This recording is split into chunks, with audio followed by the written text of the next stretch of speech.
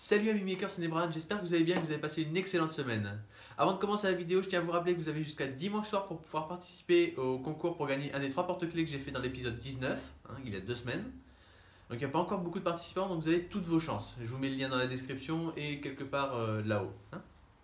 Bien, revenons à nos impressions. Pour l'épisode d'aujourd'hui, je vais vous imprimer quelque chose de relativement petit et en plus en vase mode. Donc l'impression va même pas durer 20 minutes. Et là vous allez me dire pourquoi tu te fatigues à faire une vidéo pour une pièce aussi petite. Et bien tout simplement parce que c'est la dernière pièce d'un projet sur laquelle je travaille. Je vous montre. Timelapse. Donc j'avoue que quand j'ai vu sur la page Thingiverse de l'objet qu'il fallait imprimer ça en vase mode, j'étais un petit peu dubitatif. Parce que c'est franchement pas le type d'objet que je voyais être imprimé en vase mode. Vase mode, généralement on s'en sert pour faire des objets de décoration, ce genre de choses, quand on n'a pas envie de gaspiller beaucoup de plastique et quand on a envie d'imprimer relativement rapidement. Là, franchement, je suis resté un petit peu bête, du coup j'ai mis des murs relativement épais et ça a l'air d'avoir plutôt bien marché. Et c'est fini. Bien, donc l'impression est terminée, vous pouvez voir l'objet en photo, il est vraiment petit, l'impression s'est passée sans problème. Le vase mode a super bien marché, les murs sont suffisamment épais, donc la pièce est vachement résistante, je peux forcer un petit peu, je ne vais pas la casser.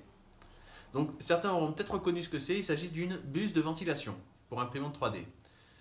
C'est la pièce qui va permettre en fait de refroidir la pièce qui se fait imprimer. La ventilation de cette pièce permet notamment d'imprimer des pièces plus propres, d'imprimer des lignes beaucoup mieux définies, des ponts, ce genre de choses.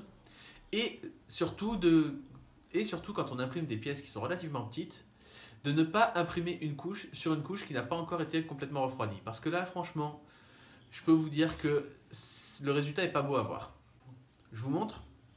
Donc là, vous avez la pièce que j'ai imprimée sur mon Anycubic. Elle est propre.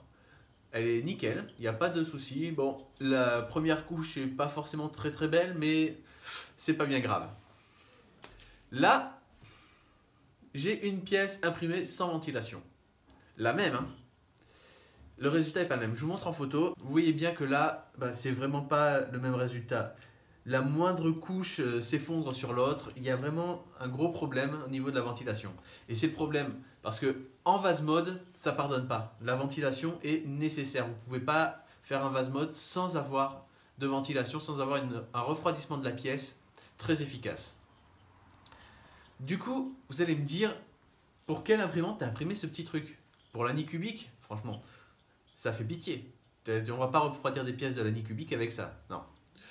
Pour ma liquide cristal, pas besoin de ventilation, c'est pas une FDM. Non, j'ai imprimé ça pour ma Tronxy X1. Donc, vous vous rappelez, il y a quelques temps, j'avais fait une vidéo sur cette machine.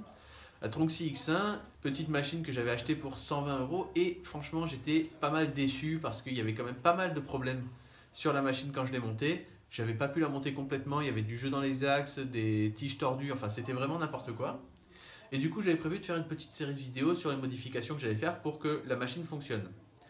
Au final, il n'y a pas trop besoin de faire une série de vidéos parce qu'il n'y a pas énormément de choses à dire. J'ai imprimé quelques pièces pour améliorer la Tronxy et la dernière pièce, c'était celle-là. Une buse de ventilation parce que cette pièce a été imprimée sur la Tronxy. Je me suis dit, je vais imprimer les dernières pièces avec la Tronxy et bah non. Sans ventilation, la Tronxy X1 donne un résultat qui peut être plutôt pas mal sur les grosses pièces, mais sur des petites pièces, c'est même pas la peine d'y penser, vous n'y arriverez pas. Du coup, j'ai cette petite tête de ventilation. J'ai un petit ventilateur de 3 cm par 3 cm. Donc il me reste juste qu'à trouver un connecteur qui va bien pour la connecter sur la Melzi de la X1. Et ensuite, je pourrais brancher tout simplement le ventilateur, mettre le ventilateur sur la tête et je pourrais comme ça imprimer relativement correctement avec la Tronxy. Du coup, ça fera l'objet d'une prochaine vidéo où je vous montrerai toutes les modifications que j'ai faites sur la Tronxy et les choses que vous devriez vérifier avant de mettre en marche une imprimante 3D en général parce qu'il y avait quand même pas mal de problèmes sur cette machine, mis à part les problèmes matériels.